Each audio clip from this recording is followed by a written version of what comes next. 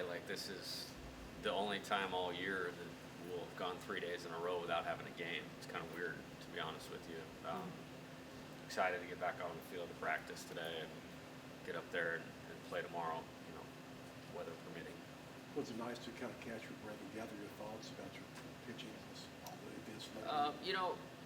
We haven't played on Sunday like 3 weeks in a row. It'll be 4 this week, so we're kind of in that routine. It's been nice to have Sunday to scout the future opponent, line things up. I guess if there was one advantage of not playing, it gives us an extra day and have a good, grouping of guys that we can use tomorrow, which is important when, you're starting another series on Thursday. So I think it helps in a lot of ways, that these guys want to get on the field and they're disappointed not to play the third game. Do you have any updates on Chase or Garrett? No. Garrett's getting further evaluated today.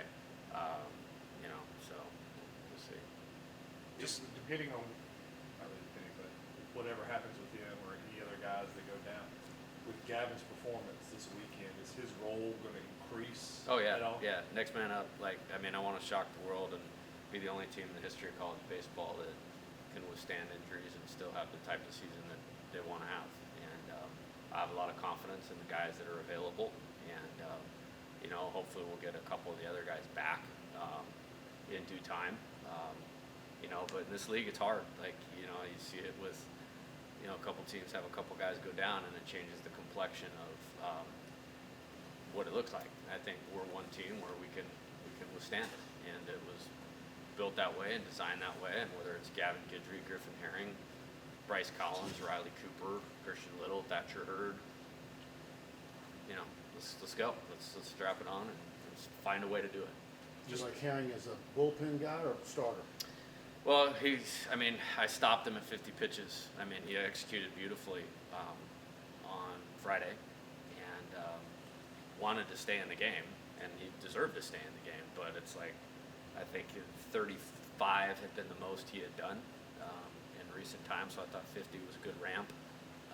We could certainly go further than that. He's going to start. It's just a matter of when,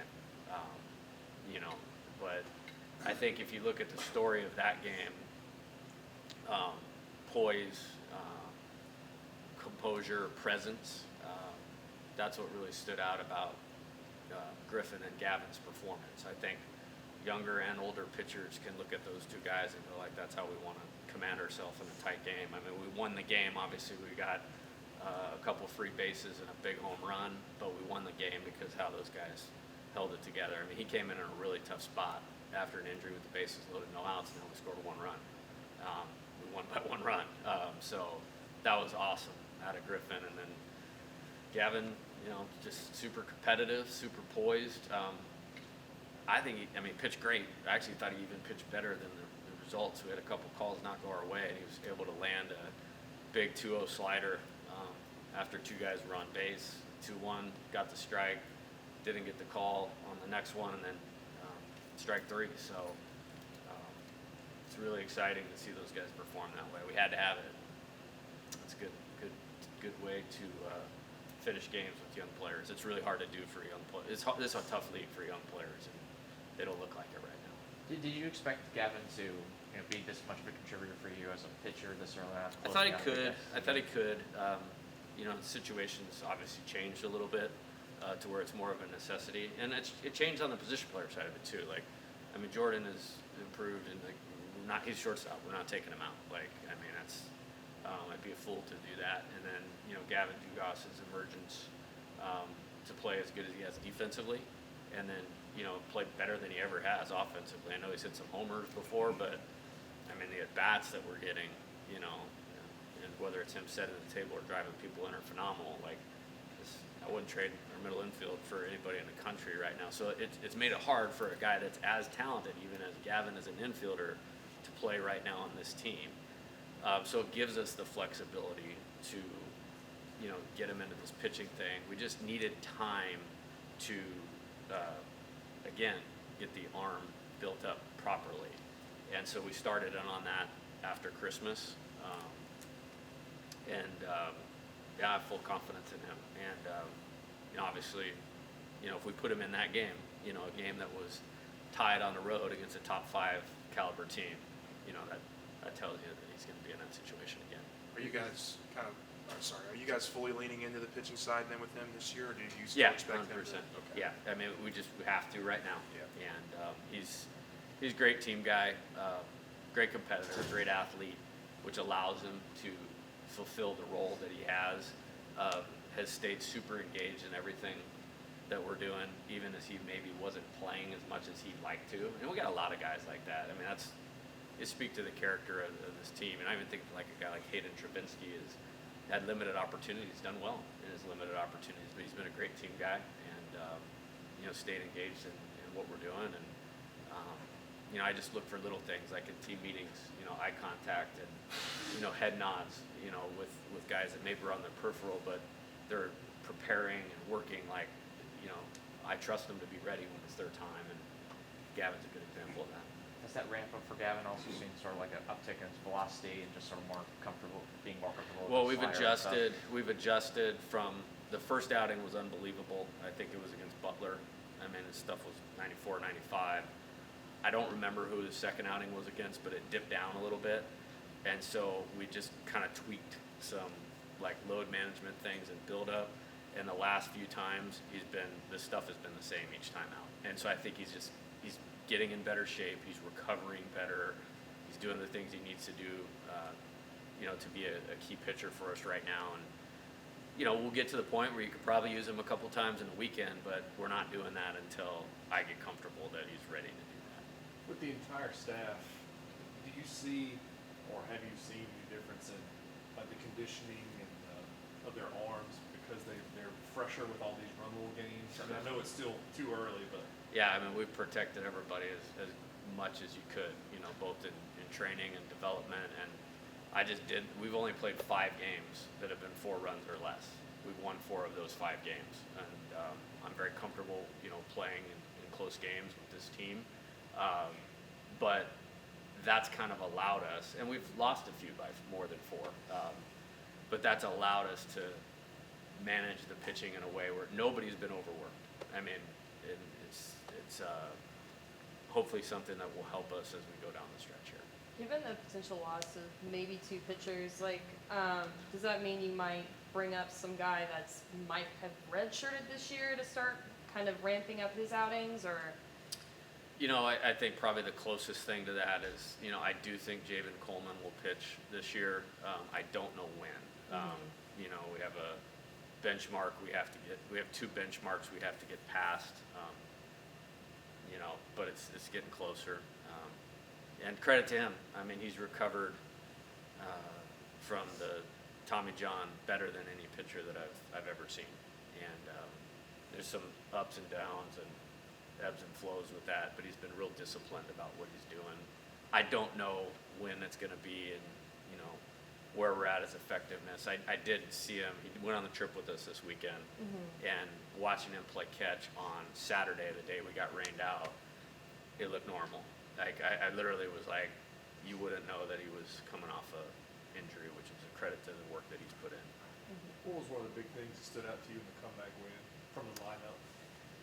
Yeah, hat tip to that team. It's a good team. We'll play them again, no doubt about it. I thought they were very complete. I thought South Carolina could hurt you. They obviously did with the homers on game 1. I thought they managed the zone well. It seemed like there was runners on every inning, but to get behind, and then I thought they had a good bullpen too, but to get a couple free bases, we got some good at-bats of guys coming off the bench. Braden Jobert hit a single after we had walked a couple times. We had a walk and hit by pitch, and then, Gavin with the big grand slam. But you're on the road. You had a bad game the night before. One of your key guys goes down. I mean, everybody could maybe understand if you mail it in right there. I mean, everything's going against you, and it's just like, no, we're just going to keep playing. And I'm sorry. that's okay. We're just going to keep playing.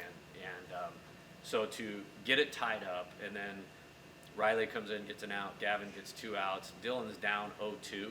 and then draws that walk. He's the only hitter in the country, I think, that could have had that caliber of at bat at that time. Totally fly under the radar, but Tommy White got down 0-2 as well, and just found a way to move the ball. And Dylan moves up, we get a wild pitch, and then Beloso is, you know, has a lot of college at bats under his belt, just doesn't try to do too much, hits one up the middle, we go out there, get 3 outs, and it's a great win. I told the team after the game, like, I've been doing this a long time, I'm always gonna remember that game, you know, and everything going against you, all this adversity. Normal teams don't do that, and we're not a normal team, and that's a credit to the character of the players.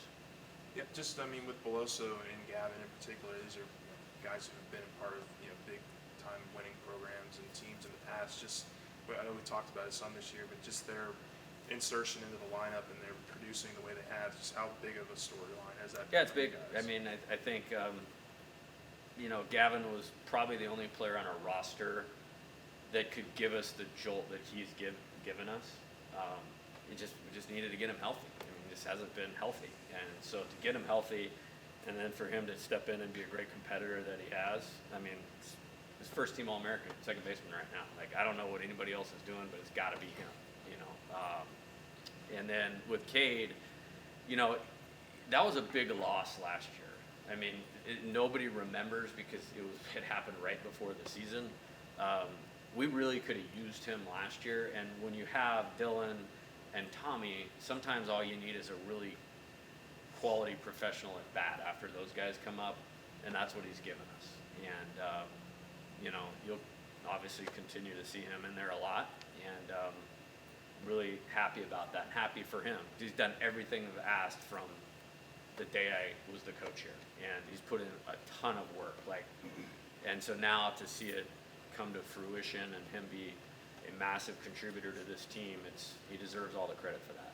I remember you saying when you got here, he was one of the guys where you just scrapped everything in terms of his swing. Mhm. Can you go into detail as much as you can about what Yeah, exactly? he'd had some success earlier on in his career, and then had a really bad 2021. And I watched all of the postseason at bats from that team that year, and he just looked overmatched. And so I showed him some things we'd done with guys with similar body types, similar swings, and said, this is what we're going to do. And I mean, there was no hesitation, was super excited, started in on his own in the summer. And then once we started, him and Coach Wanaka worked really hard. I mean, being an older player, he's here all the time. Those guys have a little more class, flexibility, and just super balanced and sees the ball well and has a great eye. And has tapped into some of his strength more. And I mean, he's gotten healthier as he's gone along this year too. So yeah, it's just a lot of work, and it's fun to coach those players that have the mind to do it and have the work ethic to do it and determination to do it. Like, he wanted to get better again. And if he hadn't got hurt last year, we wouldn't have him here this year. And sometimes to have a great team or great season, stuff like that kind of just works out for you, and I think that's what's happened. Coach Wanaka, what makes him, how does he work with these players, and, what makes him so, instrumental as a hitting coach? I mean, you have to have some insight on that. He's his second Yeah. year here, too. Yeah, that could be a long conversation. I think we've been together for so long, there's no mixed messaging. I set out, this is what we're doing on offense, and then trust that individually in the cages on a daily basis while I'm on the field, the right messaging is getting there. And I think if you ask the players, it's just his availability, to work with them whenever. Really good personality, connects with them really, really well. And they know he's invested in their success. And I think, it's the whole, the player needs to know you care before they care what you know type thing. I mean, that's Mark. He's elite at that. He's a really good person. He's one of those guys that, baseball's in his blood. It's his life, and he just has a lot to offer the players in terms of communication, availability, knowledge, and solid messaging. As far as tomorrow goes, Tulane's record is pretty below average. But how much did you expect them to kind of? Yeah, no, they're fine. They're the best team I've ever seen with that record. They played a they probably played too tough a schedule, to be honest with you. And they have good players, and they're really well coached. I mean, Jay Ullman was at Oregon while I was at Arizona. I mean, he played at Nevada. I coached at Nevada, so I've known him for a long time. Justin Bridgman, their assistant coach, one of my former players at Nevada. So they'll be fine. Like that. If we win, I'm gonna walk out of there feeling like it's a good win. Yeah, I'm not buying it, and I think they'll finish better in the American than maybe their preseason that they had. Do you have an idea of who might pitch? It'll be probably several guys. How we're ordering it or setting it up, not ready to put that out there yet. You were talking about Tulane playing a tough schedule. I think about the women's basketball team when they were ridiculed for their quote-unquote easy schedule. They win a national championship. I know your preseason schedule is coming to question this year, obviously. Is there value of both of those extremes? Too hard or too easy? Nah, I mean, in as your far mind? as people's opinion, I just think people like to complain about things. I mean, it's just too much energy to be positive about, the national championship basketball team or the #1 rated baseball team. Like, we have a reason for everything that we do. I'm trying to think on ours. I can't speak to theirs. I don't know the sport. I know they won all but 2 games, and they held the trophy. So I think their decision making was pretty sound. Kansas State, I mean, they're right up at the top of the Big 12 standings. Great record. Iowa's really good. Sam Houston's winning the WAC. Texas is winning the Big 12, so that worked. Central Connecticut is 5 games in first place in their league. Samford's winning their league. I actually went through last night and was looking at Warren Nolan like, yeah, we did fine on the scheduling thing. Just because we won a bunch of games by a lot of runs just says more about Dylan Cruz, Tommy White, Gavin Dugas, Trey Morgan, and all those guys than the opponent. Should we expect to see Eckenhausen back in the lineup soon? And if I sure hope so. Yeah. If I mean, he's so- like one of our best pitchers, and I was just telling Bill, he's only thrown 6 times. Like, got to get him back. Like, and it's a hamstring thing, not a arm thing, and that's held us up a little bit. Like, I mean, he's only thrown in 2 SEC games and against 4 of the best teams in the country. Like, he's working hard. I mean, it's the guy couldn't have Easter Sunday without his coach calling him and saying, "Hey, are you in the training room right now?" We need him. He's a big part of this team. He's a big part of this team. What's been like for you to see Alex Milazzo kind of adapt to his new role? I mean, I feel like there was a couple weeks there where all he did was bunt, and he comes in, he gets big hit after big hit, just being a veteran leader. Yeah, he's been amazing. Yeah, I mean, like I said, like the buy-in, and it's probably more of them, like just the pure leadership, the player leadership, the self-accountability of keeping everybody on the same page no matter their role. That's hard. And I mean, I have conversations weekly with players that probably should play more. And if they played instead of somebody else playing, the results wouldn't change that much. But we have incredible depth. I think if you asked Alex, like, he would tell you, I mean, there's not a lot more important players on our team if you really get down to it. And I'm super excited for his individual success. He's helped us win all the games that he's played in, and we'll continue to do that. And I'm excited when he's in there, and he'll continue to be in there. And he's been phenomenal. I mean, his attitude, character, makeup, and improvement in play, all of it super positive. How do you convince kids that, like you're saying, that you have the conversations with that should play more that aren't? How do you convince them that their role in this process is adequate and that it's going to be a huge part moving forward Yeah. in this day and age of poor No, economy? it's a good question. Brett McCabe, Dr. Brett McCabe, who was an alum here, mental training coach, I had him come talk to the team, and he spent about 2 or 3 hours with our coaching staff. This was like in October. And, he had an interesting saying. He's like, the only love language today's player has is playing time. They think you hate them if they're not playing. Like, and he's just like, there's nothing you can do about it. Like, you could be the best person.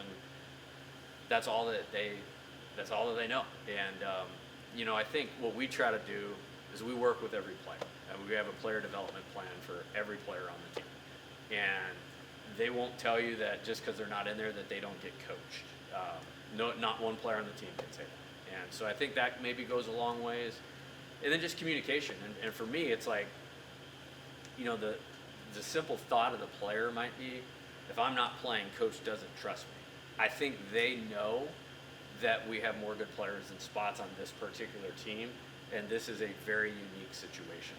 And so just communication.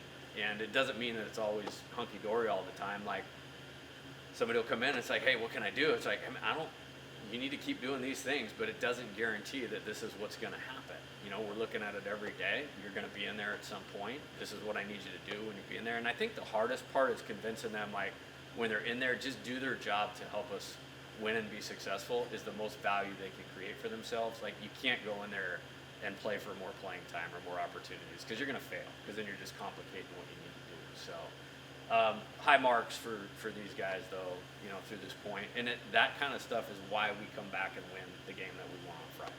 This is part of that dynamic. It doesn't mean we're going to be a champion or the best team or this and that, but I mean, they should be easy to get behind because of how they handle that stuff. Good? All right, thank you. Thanks, Coach. Thanks, Jack.